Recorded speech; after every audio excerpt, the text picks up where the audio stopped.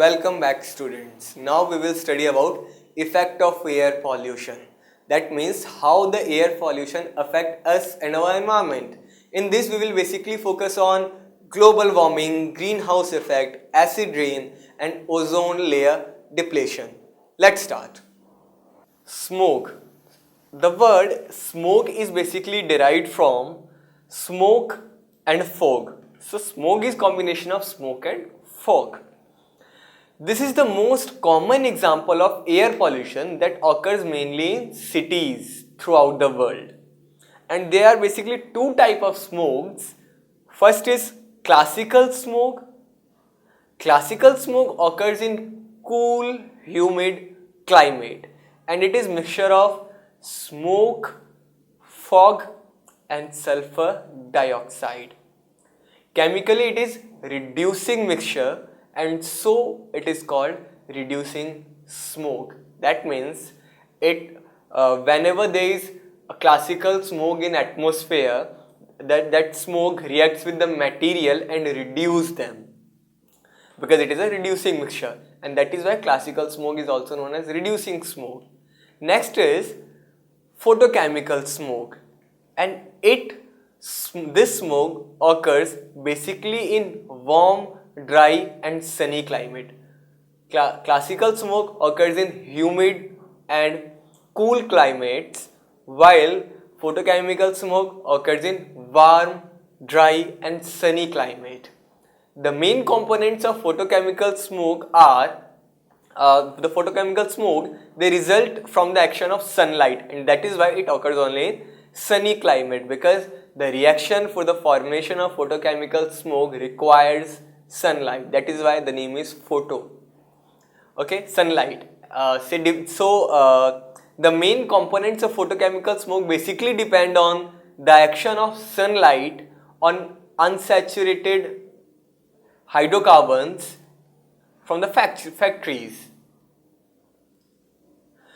Photochemical smoke has high concentration of oxidizing agents, therefore it is called oxidizing smoke.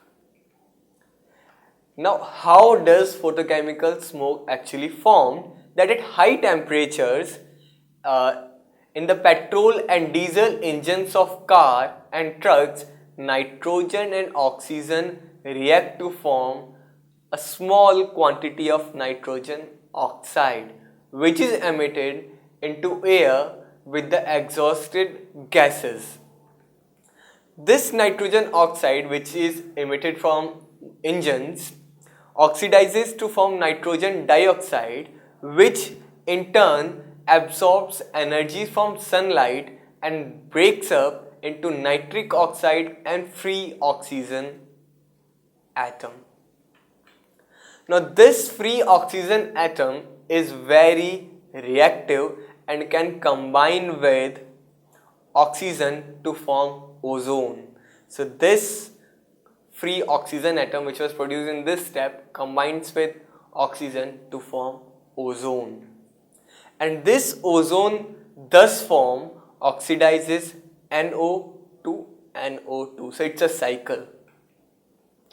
Now both NO and ozone, actually now we are able to see that there are two main components. First is nitric oxide, NO, which is formed in engines by combustion of fuel. That NO goes into atmosphere, reacts with oxygen and that gets converted into NO2 and produces free oxygen atom.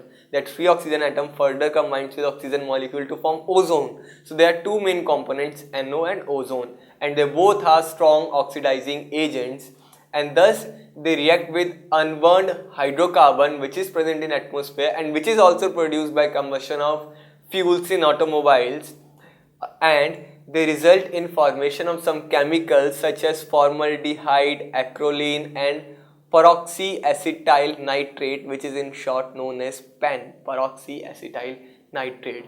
Now PAN, peroxyacetyl nitrate, causes ice to water and burn, and it is harmful for respiratory system. So what is the overall reaction? That hydrocarbons react with ozone to form formaldehyde, plus water molecules, acrylene, and also peroxyl acryl nitrile PAN. So these are the main components of photochemical smoke: NO, ozone, acrylene, formaldehyde, and PAN. Now effects of photochemical smoke. Photochemical smoke contains oxygen, nitric oxide, contains ozone, nitric oxide, acrolein, formaldehyde, and peroxyacetyl nitrate. Photochemical smoke causes serious health problems. Ozone and PAN act as powerful eye irritants. They both cause irritation into eyes. Ozone and nitric oxide irritate the nose and throat, and their high concentration causes headache, chest pain, dryness of the throat, cough, and difficulty in breathing. And photochemical smoke leads to cracking of the rubber and extensive damage to the plant life because it is oxidizing agent, so it oxidizes rubber, which results in cracking of the rubber. It also causes corrosion to the metals because corrosion is basically oxidation reaction. Whenever there is iron material and there is photochemical smoke into iron, that there is iron material and photochemical smoke into atmosphere or environment, that photochemical smoke oxidize iron to form rust. So corrosion of the metals gets increased in the presence of photochemical smoke. So they affect the building materials, rubber, paint surfaces, etc. also. Now, how can we control photochemical smoke? So, installation of efficient catalytic converter in automobiles is the most significant way to reduce smoke formation, as it prevents the release of nitrogen oxides and hydrocarbons into atmosphere. Photochemical smoke can also be suppressed by certain components which act as free radical trap. Certain plants like peanuts, etc.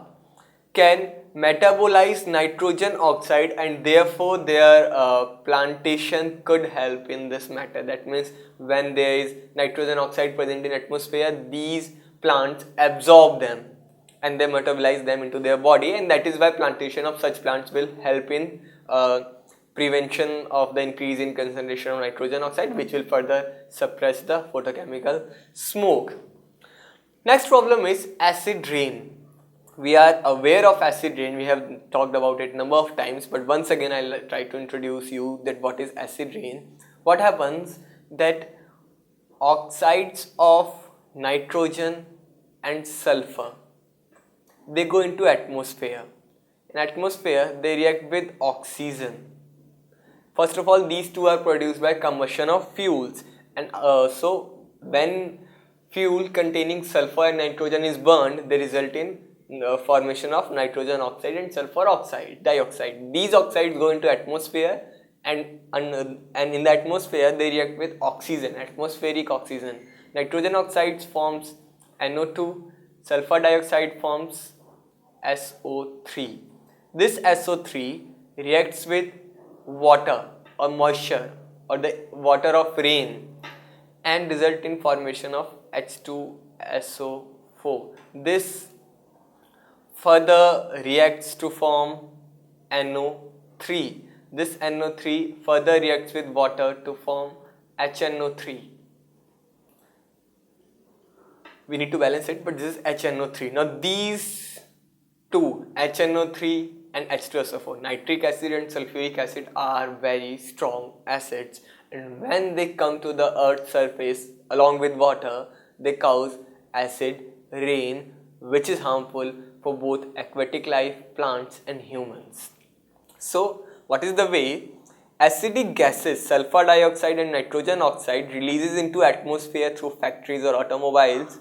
Then these gases are carried by the wind into higher atmospheric level, and at that time they dissolve in rainwater to form acid rain because of formation of nitric acid and sulfuric acid. And this acid rain, that means rain containing acid, come down to the surface of earth, and acid rain kills plant life, pollutes the river and streams and results in damage to the buildings also. Now, effects of acid rain. First of all, it damages building. How? Let's say sulfuric acid is present in the rain, that means rain is acidic, acid rain. This sulfuric acid reacts with marble, which is calcium carbonate, and a displacement reaction takes place which result in formation of calcium sulfate from calcium carbonate. Calcium carbonate was of white color. We know marble is of white color, and when it reacts with sulfuric acid, that means acidic rain, it results in formation of calcium sulfate, which is of yellow color, and because of which, this is the reason why our Taj Mahal is becoming yellow in color. Its color is fading, it's becoming dull yellow, because it is made up of marble, calcium carbonate, which is affected by acid rain and turns yellow in color. Next is, it damages iron and steel structure also. It corrodes the water pipes. As a result, water gets contaminated with heavy metals. It increases the acidity of lakes and rivers, which is harmful for fishes. It increases the acidity of soil, which damages plant and crops. Another effect of air pollution is greenhouse effect and global warming. You must be aware of this greenhouse effect. Let me explain you in stepwise manner. First of all, greenhouse. For greenhouse is actually a house made up of glass, which is used in cold climates for growing crops, which cannot otherwise be grown in cold climate. So in greenhouse, the temperature is considerably high, and because of which now the animals and the plants which could not survive in low temperature can now survive. So on this basis, there is a natural phenomena which is named as greenhouse effect. Now there are some gases in atmosphere which are known as greenhouse gases, and these are mainly carbon dioxide, the major component, methane, CH4, some other gases, chlorofluorocarbon, etc., and water vapors also. But the main is carbon dioxide and methane. These are greenhouse effects, and these have a special type of tendency to absorb the infrared radiation of longer wavelength. Now, infrared radiations are those radiations which are responsible for heat. Okay. Now, what happens that these gases are present into atmosphere in the form of a blanket. Let's say, let me write it here, CO2. CO2 is everywhere into atmosphere,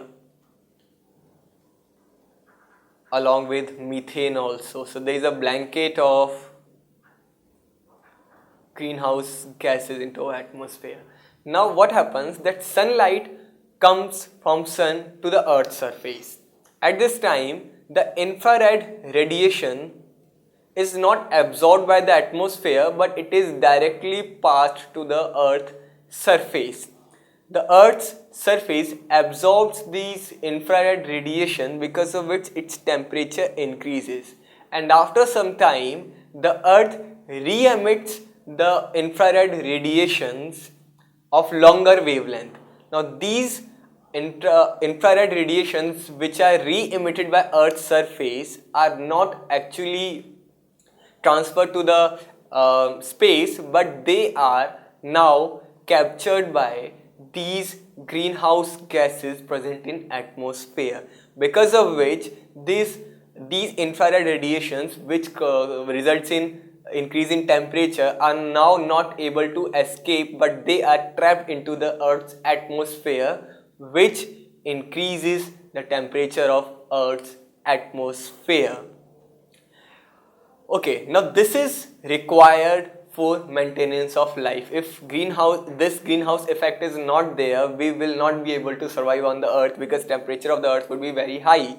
But if these greenhouse gases are present in excess amount, what will happen? Yes, that the temperature of earth will keep on increasing, rising, which is known as global warming.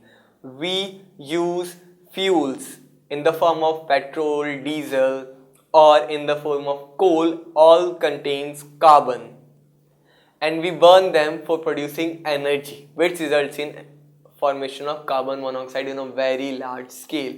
And when these carbon dioxides generated go into atmosphere, the level of carbon dioxide increases in considerably amount, which results in increase in greenhouse effect, and excessive greenhouse effect results in global warming. Ozone layer. Actually, ozone layer, you must be aware of the molecule ozone, O3, and actually there is a layer of ozone which covers our earth in stratosphere, which is the region of atmosphere, at 10 to 50 kilometer height from the earth's surface. And at that place, what happens, that oxygen molecule which are present there in that region, on action upon ultraviolet radiations UV from the sunlight, break into oxygen free radicals. These free radicals further react with another oxygen molecule, again absorbs ultraviolet radiation and result in formation of a molecule known as ozone.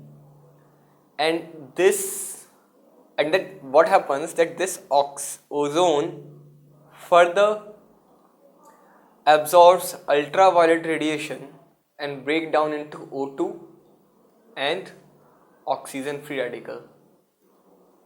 And again these two molecules, the oxygen free radical and an oxygen molecule, absorb ultraviolet radiation and form O3. So this is, we can say, a reversible reaction and can be written in this way.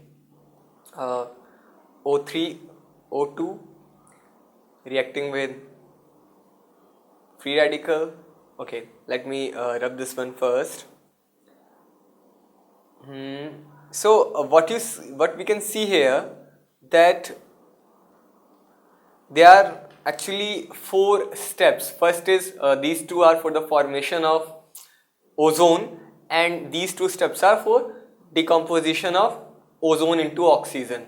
So and again the reaction, this is these 2 are the reversible reactions. So that means ki ozone molecules are continuously being formed and they are being broken into ozone and free radicals, and this is a cyclic reaction which continues continuously into the atmosphere all the time, and every step absorbs a ultraviolet radiation, photon of ultraviolet radiation, because of which these ultraviolet radiations of sunlight are trapped into stratosphere and they are not able to reach the earth surface.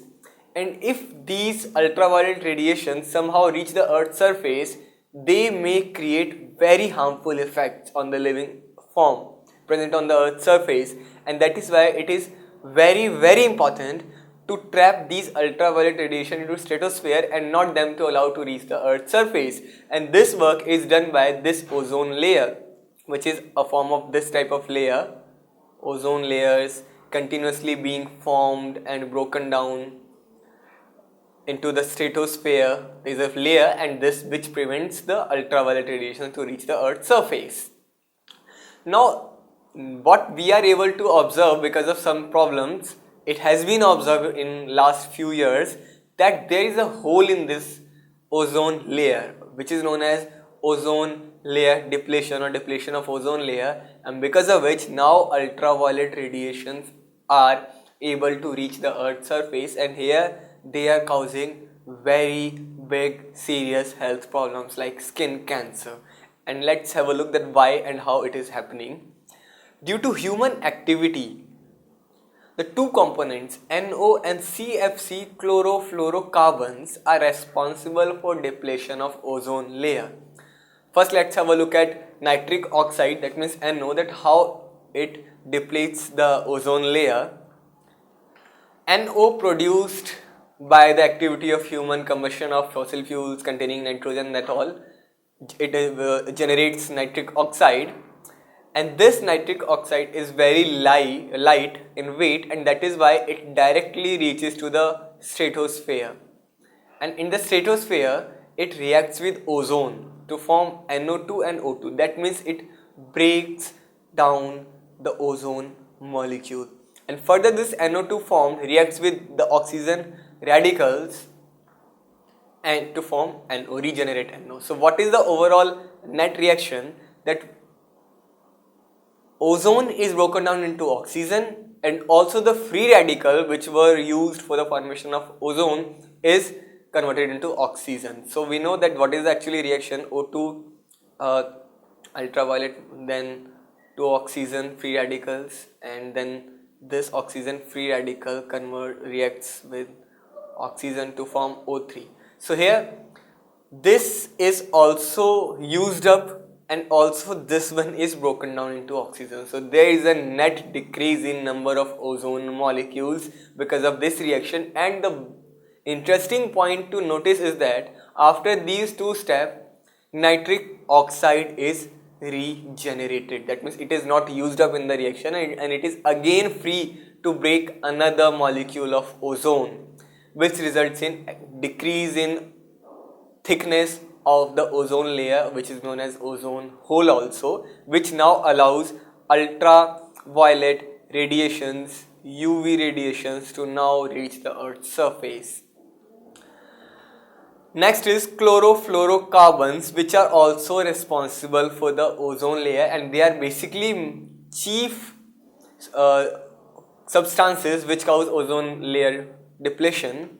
The ferrons or chlorofluorocarbons decompose in the presence of ultraviolet radiation. They are actually used in refrigerator, AC, perfumes, and when they are released into atmosphere, they are very light, so they reach the stratosphere where they meet ultraviolet radiations, and when they meet ultraviolet radiations, chlorofluorocarbons release chlorine free radicals. Now these chlorine free radicals react with ozone to break down into oxygen, and this free radical is generated, which again react with nascent oxygen to regenerate the chlorine. That means chlorine breaks down a ozone molecule into oxygen, and it is further regenerated into next step. That means if there is one molecule of chlorine present into atmosphere, into stratosphere, it will continuously break down number of oxygen ozone molecules without undergoing any change. It will remain, a single molecule will remain for the years into stratosphere and will continue the depletion of ozone layers. So one molecule of CFC can destroy more than 1000 ozone molecules into stratosphere. Now what is the effect of depletion of ozone layer? Is that now ultraviolet radiations which reach the Earth's surface damage the cornea and lens of the eyes. The ultraviolet radiation affect plant proteins and thus reduce the chlorophyll. They also disturb the heat balance of the Earth, and the influx of ultraviolet radiation reaching the surface of Earth would increase, which would increase the risk to skin cancer due to exposure to ultraviolet radiations. Ultraviolet radiations also tend to damage the immune system. Now this is solved problem. Which pollutant is harmful for Taj Mahal? We know Taj Mahal is made up of calcium carbonate. When it comes in contact with acid rain, H2SO4, it results in formation of calcium sulfate, which is yellow in color, and this H2SO4 is produced by SO2, first reacting with oxygen to form SO3 and then reacting with water to form sulfuric acid. So correct option here is C. The next is, today the concentration of greenhouse gases is very high. Again, first because of refrigerator, no, because refrigerators use chlorofluorocarbons and not carbon dioxide or methane gas. Next is increased combustion of oils and coals or deforestation. Okay, let me tell you here that there are number of greenhouse gases. Carbon dioxide is a greenhouse gas, ozone another greenhouse gas, water vapor contributes in gaseous form contributes to the greenhouse effect. Methane and also chlorofluorocarbon. These all are greenhouse gases. Refrigerator uses chlorofluorocarbons. Combustion of coal releases carbon dioxide. Deforestation further increases carbon dioxide. So the correct option is all of above.